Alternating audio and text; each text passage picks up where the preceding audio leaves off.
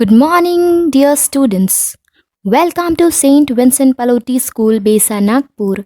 I am Monica Bernard, and today I am going to teach you Hindi. Chapter number 4, Sabzi Khao, from our book Makrand. So, students, let's start the lesson.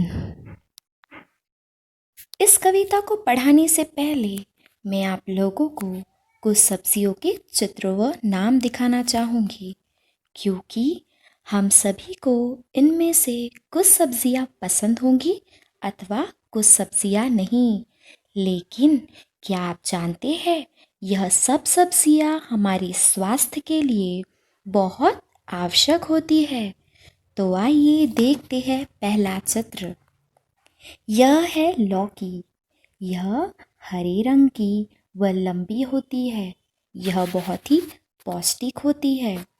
हमारा दूसरा चित्र है गोभी। गोभी यह एक सब्जी है जो कि सफ़ेद रंग की होती है। इसकी सब्जी खाने में बहुत ही स्वादिष्ट होती है। यह है तोरी। तोरी की भी हम सब्जी बनाते हैं और यह भी बहुत स्वादिष्ट होती है। यह है पालक। पालक में हरे रंग के पत्ते होते हैं और यह भी बहुत पौष्टिक होती है। यह है खीरा। खीरा का उपयोग हम सलाद बनाने के लिए करते हैं। शाबाश बच्चों, आप सभी ने चित्रों को ध्यानपूर्वक देखा और समझा कि यह सभी सब्जियां हमारे शरीर के लिए बहुत लाभदायक है। तो आइए अब हम इन्हीं सभी सब्जियों पर आधारित हमारी पहली कक्षा की कविता 4 सब्जी खाओ पढ़ेंगे।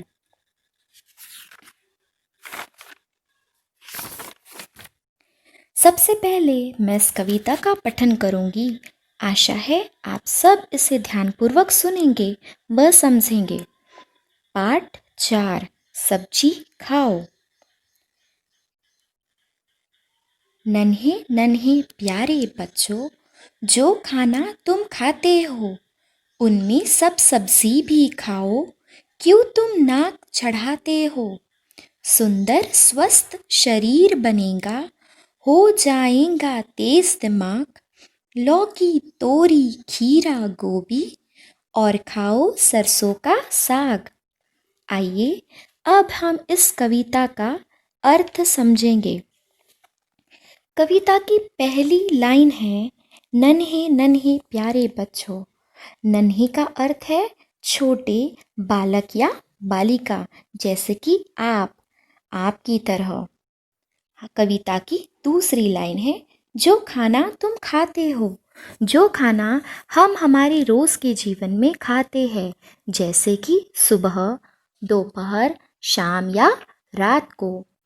कविता की तीसरी लाइन है उनमें सब सब्जी भी खाओ। तो उनमें आपको सभी सब्जियों का सेवन भी करना है, जैसे कि प्याज, गोभी, खीरा, कद्दू, आलू, चुकंदर, मूली, हरे मटर और बैगन। हमें सभी प्रकार की सब्जियों का हमारे रोज के जीवन में उपयोग करना चाहिए। कविता की चौथी लाइन है क्यों तुम नाक चढ़ाते हो? तो हमें क्या करना है, हमें कोई भी सब्जियों को खाने के पहले कभी भी हमारी नाक नहीं चढ़ानी चाहिए, क्योंकि यह सभी सब्जियां हमारे लिए बहुत आवश्यक है। कभी कभी हम क्या करते हैं, जब हमें हमारी मम्मी सब्जी खाने के लिए देती है तो हम बिल्कुल उसे खाना नहीं चाहते और हम क्या करते हैं, नाक चढ़ाते हैं। तो हमें ऐसा कभी नहीं करना चाहिए। कविता की 5वीं लाइन है सुंदर स्वस्थ शरीर बनेगा। तो सब्जियां खाने से हमारा शरीर सुंदर और स्वस्थ बनेगा, जिससे हमें हमेशा कुछ भी काम करने के लिए कुछ भी तैयारी नहीं करनी पड़ेगी, क्योंकि हमारा शरीर तो स्वस्थ है। तो हम हमेशा कुछ भी काम करने के लिए तैयार रहेंगे। कविता की 6वीं लाइन है हो जाएगा तेज दिमाग। सब्जियां खाने से हमारा दिमाग, दिमाग का अर्थ होता है हमारा मस्तिष्क, जो कैसा होगा, हमेशा तेज हो जाएगा। और आप जिससे कक्षा में शिक्षिका के पूछे जाने वाले हर प्रश्न का उत्तर जल्दी से दे सकोगे। कविता की 7वीं लाइन है, लौकी तोरी खीरा गोभी और खाओ सरसों का साग। यदि आप इन सभी सब्जियों को खाओगे तो क्या होगा, आपका शरीर स्वस्थ होगा। यदि आपका शरीर स्वस्थ रहेगा तो आप जल्दी से बड़े हो सकोगे और स्कूल में दौड़ प्रतियोगिता में भाग लेकर अपने लिए ट्रॉफी भी ला सकोगे।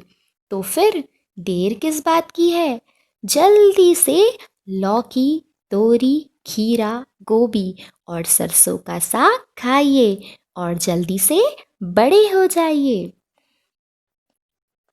तो आइए सुनते हैं हमारी कविता।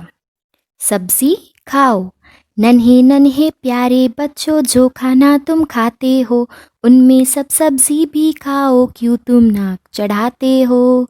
सुंदर स्वस्थ शरीर बनेगा, हो जाएगा तेज दिमाग, लौकी तोरी खीरा गोभी और खाओ सरसों का साग। अभी हम फिर से एक बार इस कविता को गीत के द्वारा बोलेंगे, ठीक है।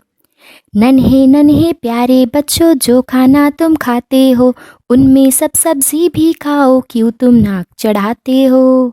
सुंदर स्वस्थ शरीर बनेगा, हो जाएगा तेज दिमाग, लौकी तोरी खीरा गोभी और खाओ सरसों का साग।